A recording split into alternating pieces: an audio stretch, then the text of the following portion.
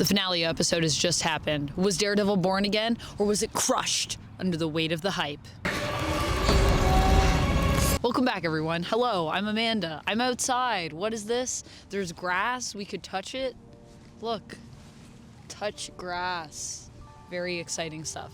So we're here to talk about Daredevil Born Again, the finale episode. And yeah, I just wanted to go outside for once, so here I am. It's a rare thing that happens. This episode was pretty insane for a lot of reasons. There were some things that I also wasn't as fond of with it, but I have a lot to talk about with it. So let's just get into it, shall we? Fair warning, spoilers ahead. I also will be giving you a little synopsis, so why don't we get into that? So this episode is basically following the end of episode 8, where we left Matt shot on the ground. Oh my. And I don't know why, but for some reason I thought we were just gonna like pick up there, but we don't. Fisk is basically making this big plan to take over New York. He plans to make a play to prove to everyone that he should be able to just kind of do whatever he wants because the city is in danger. How does he do this? He creates a citywide power outage. And during that time, he goes after Matt and tries to get him taken off the board because obviously he knows who Matt is. Do other people know who Matt is? We're still not really fully sure on that, but I guess they must. So then he sends Buck Cashman to take out Daredevil in the hospital. Right now, Duck is filming this and he's laughing at me for saying that, but that is his name. His name is Buck Cashman. Remember it. So Buck ends up going to take him out, but Matt, using his senses, is able to tell that he's coming. He gets out of the hospital, he gets to safety. And by gets to safety, I mean he goes back to his apartment. Look, he's got to change into his Daredevil suit. There he finds Frank, aka the Punisher, waiting for him, and the task force comes to take them both out, but they take the task force out. Then Matt's apartment blows up, so they escape that explosion and manage to regroup with Karen Page. Yay, Karen is back, and they sort of put together a plan on how they're going to uncover why Foggy was killed. This is obviously a trail that Matt has been on for a few episodes now, and finally we're going to find out why. And so we find out that Foggy was basically attacking the port that Kingpin wanted to refurbish as part of his plan as mayor, which is a free port so they can use it to smuggle stuff. Oh my goodness. They go to sort of have a showdown. The Punisher ends up taking out a bunch of followers of his, and in that time he gets captured. There'll be a short on that, by the way, if you're wondering about how that goes in the comics. And that is when Karen kind of talks to Matt about how they can't just rush in. Remember, Matt also has just been shot. This has all happened in one night. And instead, they decide to take a step back and regroup. And that's basically where we leave off at the end of season 1. Now we're under a tree. Okay, so something that I really love about this finale is that it basically feels like a really, really long trailer for season 2.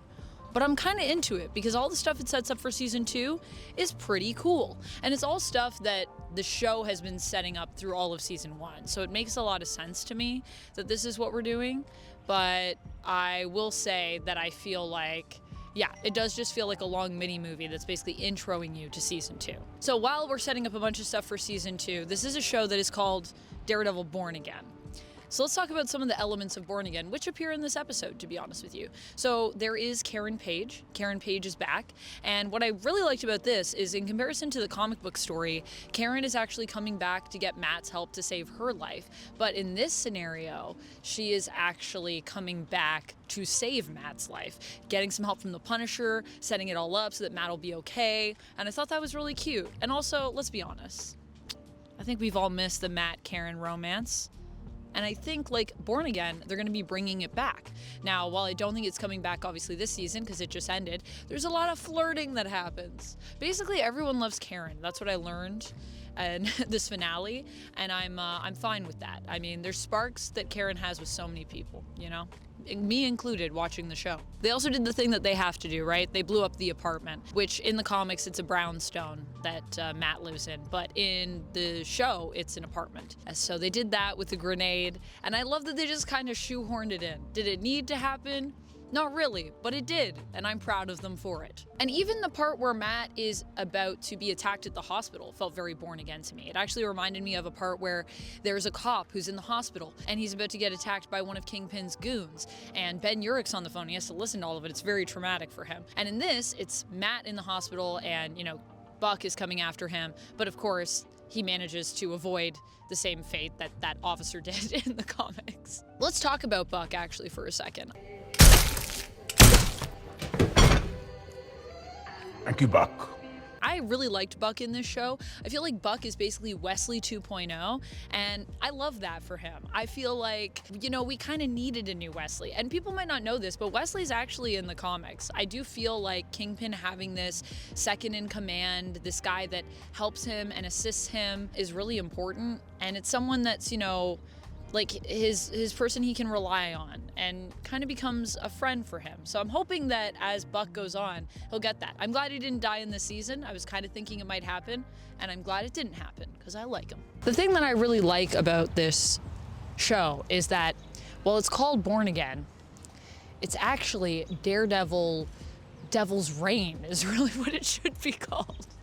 There's a lot of Born Again elements, but really this is Devil's Reign. There's so much influence that the show has taken from that story. Fisk becoming mayor, that's a huge thing. Cold North being here. Also, what happened to Cold North? He's dead, right? Because you can't survive a grenade, right? I was kind of hoping they were going to do more with his character, but I do think he's gone. However, the fact that Matt basically stops Frank from taking him out gives me a little bit of hope that we might see more of him. He has a really cool redemption arc in the comics, and I don't know if we're going to do that here because we also made him the person that, yes, those of you that guessed that he killed White Tiger, you were right. So I don't know if we can bring him back from that, but I like to believe that, everyone has a path to redemption that's possible. So I guess we'll see. If he survived that though, man, he's got to have superpowers or something, which he does not have in the comics. He is just a man, so probably not. This is clearly an episode that was done obviously by the whole new team, and I actually think a lot of the Devil's Reign elements that are brought in here come from that team. I think they're the ones that took that Chip Zdarsky Daredevil run sort of influence and really baked it in and wove it with a lot of different things, which is really cool. I think it's very clear that this is the new team because I don't even think that we would have had this elite force that Kingpin has that are all fans of the Punisher. I don't think any of that would have been happening without the new team, and I'm so glad that we got them because I think it's just such a fun part of the show that I really love and enjoy. You can also tell it's a new team because they got some really artsy shots in here, and you know me, I love a good artsy shot. That shot of Matt near the end where we're looking at him through the window and there's that flash of red, looks so good. I think the thing that put this episode on the map for me in terms of the MCU is the violence. Man, did they get that down right. And I think the element of violence with Daredevil, it's not just about us celebrating like, oh yeah, that guy got his head crushed, but I mean, whoa, that guy got his head crushed.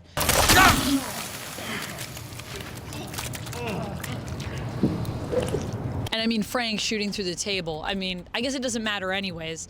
That apartment was all blown up, so that table's gone anyways, blown to smithereens. But the element of violence is not just important just because, it looks cool, whatever. It's really important to Daredevil's story and understanding who that character is. It's always been an element of his character, and I think ever since kind of Frank Miller really elevated him with Man Without Fear, it's been a huge element that we need to examine. And so I'm glad that they didn't forget about that and that the executives kind of stood up and realized that maybe what they were doing wasn't the right direction and made an adjustment there. I think this is probably the most brutal the MCU has ever been though. Pretty crazy stuff. Some pretty crazy stuff. Speaking of crazy stuff, you know who's crazy? Daredevil is, because he in one night got shot and then also fought a bunch of officers in his Daredevil suit. You cannot get this man to rest for more than 5 minutes. I'm gonna tell you right now.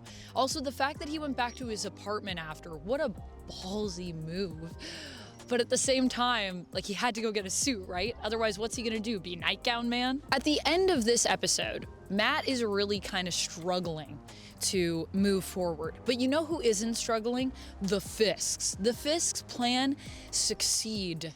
And Wilson is able to announce live to everyone in New York City that he's going to enact martial freaking law. Vanessa is rocking the red in this episode, and she's been rocking the red for a while, and I love this as her color. I also love at the end how they sit down to dinner with the Rabbit in a Snowstorm painting that of course is from the original Daredevil show, and you know, we saw the blood splatter get added to it in season 3. And when I thought about it, I was like, you know, Wilson is the white and she is the red. And in a way, Vanessa is the one that really brings out the violence in Wilson. It's beautiful symbolism. And I just love the Fisks. I just think, you know, we have Vincent D'Onofrio, we have Ayelet Zurer, and both of them are just so great and so great together. Oh my gosh, the sun has come out. I am born again. And you know who else is born again? Daredevil, because he has this whole beautiful conversation with Karen Page about how he realizes that he just wasn't himself and he had to come back into it. And Karen is kind of like, you know, I and Foggy, we loved you for, well, I mean, Karen still loves him. Foggy loved him because Foggy's dead, for who he is, for him being Matt. And him being Matt is also kind of like him being Daredevil. And I love that all of that's acknowledged. It's very Born Again, it's very thematic, and it's very fitting. And in the end, Daredevil is going to regroup, he's going to put a team together, and he's going to come back stronger than ever. And who will be on that team? Well, we see, of course, some of the people from this season in Josie's that are there, that are gathered together. Cherry's there, the detective is there that we saw that I really liked. We also have the Defenders could maybe make an appearance. They don't make an appearance in the show, but I'm just going to say some people that I think would be cool. Defenders, Miss Marvel, you know, we still got to have dinner with the Khans, so Matt will probably meet Kamala at some point. Spider-Man, Bullseye even. We see Bullseye when they're kind of listing all the people that are around New York, and I'm like, man, that would be a crazy team up though. Swordsman, he's locked up right now. We saw that, but he could get free. He could join the fight. And of course, maybe Hawkeye even. If you're bringing in Swordsman, I mean, Hawkeye's also in New York. Where is she? What's she doing? Where's Kate Bishop? The end of this show. Come with me. Let's go on a walk. Come over this way. I want to be over here. I want to be down here with a stick.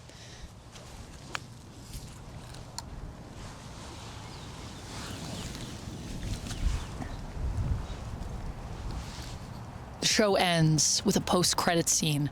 Very MCU of them. But it isn't what I expected. I thought it was going to be Foggy. Foggy is alive. That's what I thought. And I thought we were going to see him with his mustache, just like in the comics, in Witness Protection. I did a short on that. You can check it out. But no, that's not what happened. We got Punisher escaping from his prison. Yay. But also, is Foggy dead? Is Foggy dead? I don't know. I think we're going to find out that he's still alive, but I think they're saving it for season 2, and it might not even be until late season 2, but mark my words, I do not believe that Foggy Nelson is dead. And we know he's there for filming, so we'll have to see. Could be flashbacks though.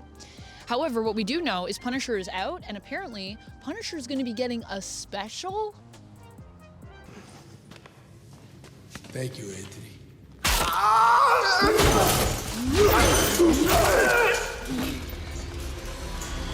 So I'm very excited for this Punisher special. Apparently also Jon Bernthal is going to be involved in the creative process, either writing or directing or possibly both. We'll have to wait and see. And it may have been that was part of his bargaining chip to get him to come back after he left the show, because he did go and he started filming it and then he was like, yeah, this ain't it, and he quit. So I think he said, you know, let me tell you something. I'd like to make a show. Let me tell you something else, man. But you guys got to give me a special, and you need to let me be involved creatively, because I don't know if I can trust you guys, honestly. Probably is part of that reasoning.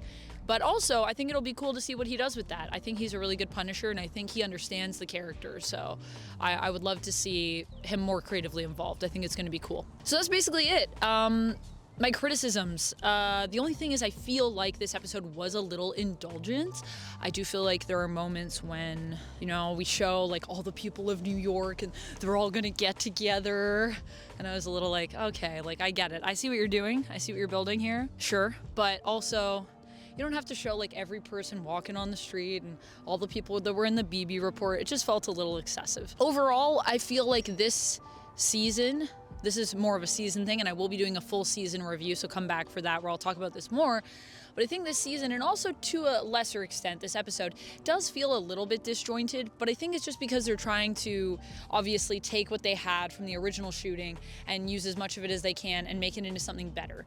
So there is a little bit of that I think that we feel with this finale too, because it feels like basically what they're building to season 2, they wanted to be their season 1, but they had to use footage from what they originally shot. Hey everyone, Duck here. Yeah, season 1 was very rough. I don't think that they really had any of that final episode planned until they saw all the footage that was already shot. So now I have a lot more faith in season 2 being at least more coherent, because yeah, season 1 was kind of all over the place. Also, make sure you go follow Duck on YouTube. He's probably going to be doing some more content soon. I'll put the links in the video description and in the pinned comment. I agree exactly. And, you know, we'll talk about that more in the full review, but I do think that you could see it a bit in this episode. Overall, though, I'd still give it a 4 out of 5. I still feel like it was really good. It was a really solid ending. Just a couple, like, little things that I think, you know, it could have been trimmed up here, and that, yeah, it could have been better, but they did the best with what they could, you know? They never should have made the mistake in the first place. But anyways, here we are. That's all I have for this one. Let me know your thoughts on the finale and this season down in the comments below. What do you want me to discuss in the full review? Is there anything you want me to bring up? Is the wind killing my audio? We'll find out in the edit. I'll see you later, and until then, friends, as always, stay nerdy. And check this out. Where are we gonna be? Over here, look at that. What is it? Click it, quick. Otherwise, this video will self-destruct in 3, 2, 1.